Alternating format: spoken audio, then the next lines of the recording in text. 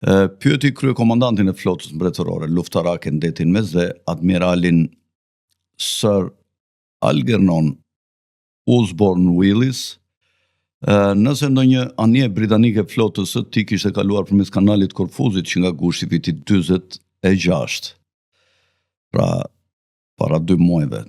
Kjo është me 21 tetor, e ka pyetur për shtator, gusht, edhe tetorin, duke përfshirë 20 tetorin.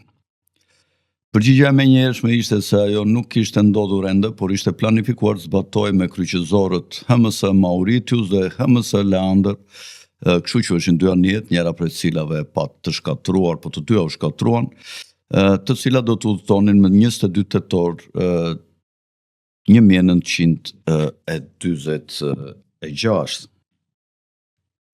Këto i keni të shpjeguar shumë mirë ke libri Receta pa komp, e botuar nga shtëpia ime botuese Helga Sikrit, nga shkrimtari shumë mendje hapur dhe i talentuar Sajmir Lolja, i cili, siç u kam thënë, jeton prej vitesh në Kanada, nga Elbasani, dhe është pedagog në universitetet kanadeze.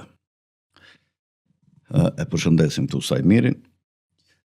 Në fund të 44 dhe gjatë vitit 1945, flota britanike, thot studiuesi Sajmir Lolja, kishte pastruar kanalin e Korfuzit nga minat e shumta gjermane deri në veri të Adriatikut në Dalmaci.